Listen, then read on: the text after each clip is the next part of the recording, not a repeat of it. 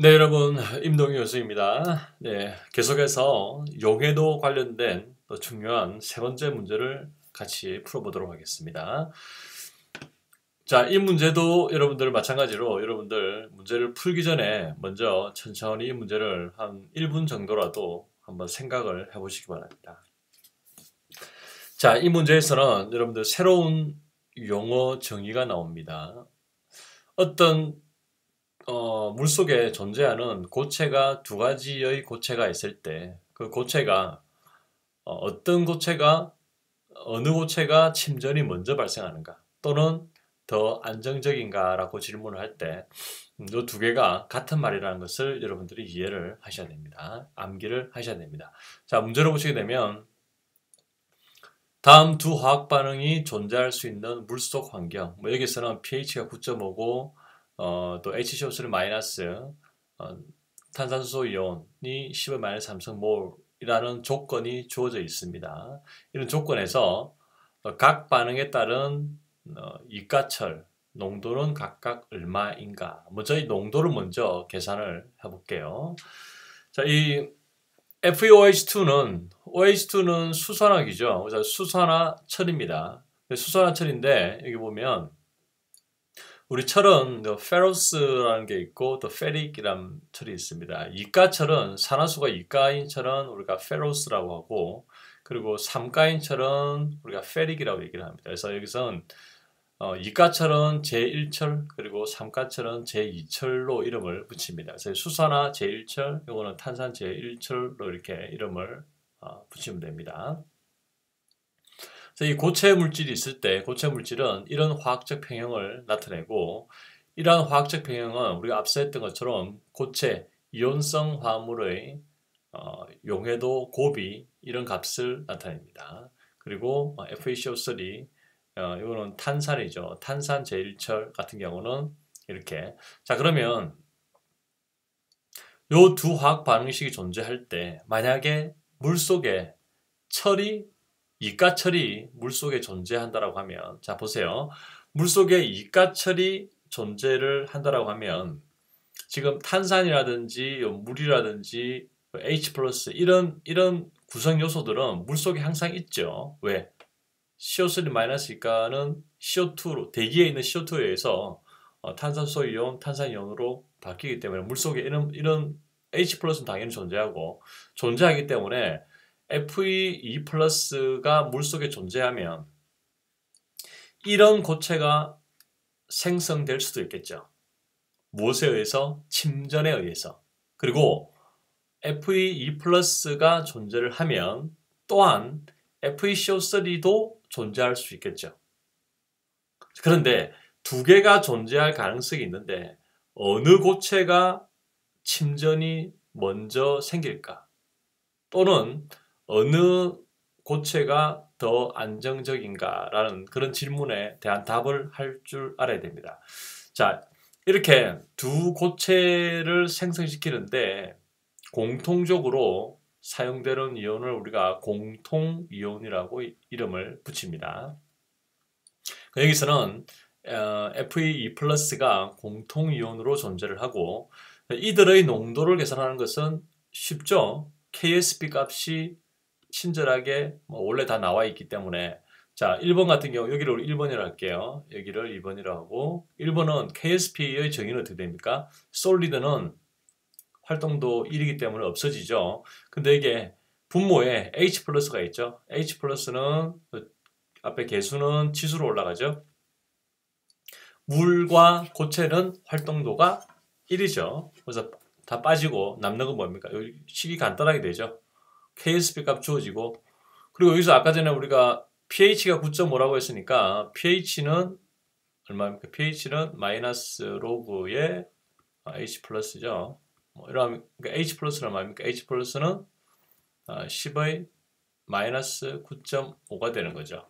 그래서 H 플러스 원래 여기서 보통 이 문제만 있는 게 아니라 여러 가지 문제가 같이 겹쳐 있으면서 여러분들이 사실은 H 플러스를 계산해서 여기에다가 넣어야 되는데 여기서는 자, 그런 문제는 다 빼고 H 플러스의 수소이온 농도를 이미 줬습니다. 그러면 FE는 당연히 계산이 쉽게 나오죠. 마찬가지로 두 번째 식도 자 이게 고체 없어지고 이가 그리고 CO3 값이 이렇게 되죠. 나와 있죠.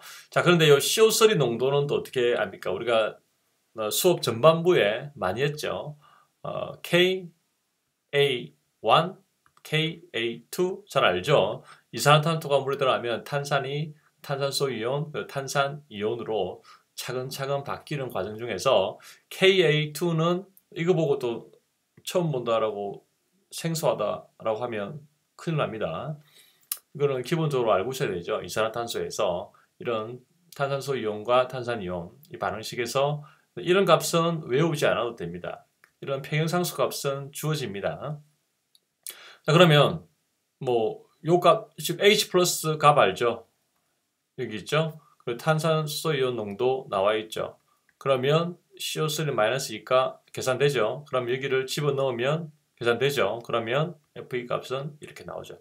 이 계산하는 거는 뭐 앞에 계산 많이 했고 너무 쉽죠? 이 계산하는 게 목적이 아니라 자 그러면 두 개의 고체가 만들어지는데 그때의 공통 이온인 FE2 플러스의 농도는 화학평형 농도는 8 곱하기 10의 7승 그리고 2.36 곱하기 10의 7승이라는 거예요. 자, 이 정보를 가지고 여러분들이 어느 고체가 침전이 더 먼저 일어나는지를 결정하셔야 됩니다. 자, 앞서 FE 플러스 평형 농도가 있죠. 요거 수산화 철 그리고 탄산 철 8.0, 2.36. 자, 이렇게 한번 볼게요. 이 그래프를 이렇게 Y축을 FE2 플러스의 농도라고 얘기를 한번 해볼게요. 자, 먼저 이것부터 얘기하기 전에 이쪽부터 볼게요. 만약에 물속에, 이게 물입니다. 물속에 탄산이온이 존재를 하고 그리고 OH-가 존재를 하고 당연히 물이라서 OH-이온 존재하겠죠. 자, 이런 환경이 있다라고 할 때 이때 우리가 철을 여러분들이 스포이트 가지고 철을 한 방울씩 떨어뜨리면 물속에 철 농도가 점점 증가하겠죠. 그렇죠? 그럼 철 농도가 증가하면 앞에서 여러분들이 봤던 요 화학식에 의해서 철 농도가 증가하면 둘 중에 하나의 고체가 생성이 되겠죠. 왜 생성됩니까? FE 플러스를 조금씩 넣다 보면 어느 순간 두 개의 고체, 탄산철 그리고 수산화철 두 개의 철이 가지고 있는 KSP 평형 농도에 도달하는 순간이 오겠죠. 그 도달하는 순간이 포화 상태라고 했죠. 그 포화 상태를 넘어서는 순간 철을 더 넣게 되면 어떻게 됩니까? 침전이 발생하죠. 자, 그러면 이 둘 중에 어느 고체가 침전이 더 먼저 일어날까? 즉, FE2 플러스 농도가 높은 게 침전이 일어날까? FE2 플러스 농도가 낮은 고체가 침전이 먼저 일어날까? 자, 이게 우리가 판단해야 되는 내용입니다. 자, 보세요. Y축은 FE 농도로 생각을 하고 최초에 여기입니다. 최초에 물속에 FE 농도 하나도 안 들어있습니다. 그러면 이때는 침전이 발생하지 않겠죠. 둘 다. 그렇죠? 그런데 FE를 조금씩 넣다 보면 FE의 농도가 철의 농도가 조금씩 올라가겠죠. 근데 올라가다가 철의 농도를 1 곱하기 10의 마이너스 7승만큼 넣었다라고 합시다. 철의 농도를 10의 마이너스 7승 몰만큼 투입을 하면 이때에는 침전이 발생합니까? 안 합니까? 발생 안 하죠. 왜? 포화 상태가 지금 FeCO3 같은 경우는 2.36 곱하기 10-7성 그리고 FeOH2는 8 곱하기 10-7성이기 때문에 아직 그 KSP의 포화 상태에 도달하지 않은 철의 농도이기 때문에 둘 다 침전이 발생하지 않겠죠. 그렇죠? 그렇습니다. 자, 그러면 10의 7성을 더 넘어가지고 점점 더 올리다가 어느 순간 2.36 곱하기 10의 마이너스 7승만큼의 철을 투입을 하면 그때는 어떻습니까? 그때는 FeCO3의 화학 평형 농도에 도달하고 FeCO3가 생성되지는 않았지만 FeCO3의 포화 상태에 도달하게 되는 거죠. 화학적 평형 상태에 도달하게 되는 거죠. 자, 이 상태에서 Fe를 한 방울만 똑 더 넣어도 침전이 발생할까 안 할까? 발생하겠죠. 그 발생하는 고체는 어떤 고체일까요? 얘겠죠, 얘. 맞죠? FeCO3가 침전이 일어나겠죠. 맞죠? 그래서 농도를 이만큼 올렸다라고 했을 때, 예를 들어서 뭐 한 5 곱하기 10의 마이너스 실성을 넣었다고 했을 때, 이만큼 투입된 이만큼이 오버된 거죠. 이렇게 평형을 포화를 넘어서는 과포화된 상태의 철은 FeCO3로 침전이 되면서 침전이 되면 어떻게 됩니까? 다시 Fe 농도는 밑으로 떨어지죠. 맞죠? 그러면 철을 계속 투입을 한다라고 생각을 해볼게요. 철을 계속 투입을 하면 여기에 있는 FeOH2가 생길까요? 안 생길까요? 생긴다. 손 들어보세요. 안 생긴다. 안 생깁니다. 왜 그럴까요? 2.36 곱하기 이 라인을 넘어서는 순간 철의 농도가 올라가다가 이 농도를 넘어서는 순간 모든 철은 밑으로 다 떨어지죠. 침전이 발생하죠. 확 많이 넣었다 하더라도 다 밑으로 침전되어서 철은 제거가 됩니다. 그래서 FeCO3 같은 경우는 물속에 CO3-2가만 충분히 존재를 하면 얘가 CO3-2가 탄산이온만 충분히 존재를 하게 되면 Fe+를 계속 아무리 많이 넣어도 FeCO3만 생성된다는 거예요. 얘는 생성이 안 된다는 거예요. 신기하죠? 그래서 이 두 개의 물질을 비교했을 때 이 두 개의 물질은 특정 조건이라는 것은 여기서 지금 FeCO3가 만들어질 수 있는 여기 화학종 탄산이온이죠. 탄산이온만 충분하다라고 하면 FeCO3만 계속 만들어지고 수산화철은 수산화제1철은 만들어질 수가 없다라는 거예요. 그래서 이런 물의 환경에서는 안정적인 연력학적으로 안정한 화학종은 얘라는 거예요. 얘가 연력학적으로 안정한 화학종이라는 거예요. 누구에 비해서? 수산화철에 비해서. 자, 이게 포인트입니다. 아시겠죠?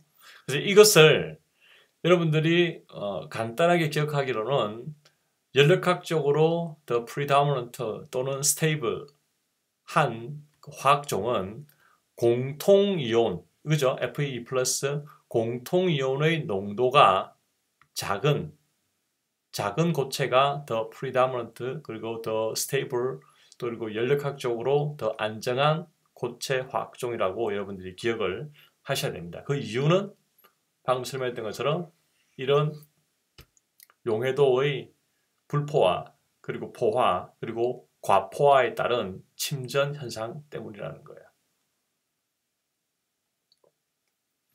그리고 만약에 또 한 가지 더 얘기를 하면 여기 나와 있는 것처럼 CO3 탄산이온이 충분하지 않으면 얘가 물속에 있는 걸 충분히 다 소진했으면 그때는 철 농도가 올라가게 되겠죠. 그러면 이 순간을 지나가게 되면 그때는 FeOH2 수산화제1철이 침전되기 시작하겠죠. 네, 이런 원리를 여러분들 잘 이해를 하셔야 됩니다. 자, 이렇게 해서 여러분들 4장에서 상평형 내용은 다 마쳤고, 자, 이런 평형상수 그리고 용해도 곱을 활용한 농도 계산을 여러분들이 충분히 잘 하셔야 됩니다. 자, 이 부분은 여러분들한테 필기 노트를 제공해 주지 않습니다. 이 문제를 여러분들이 스스로 풀어서 노트에 잘 정리하시기 바라겠습니다. 네, 수고했습니다.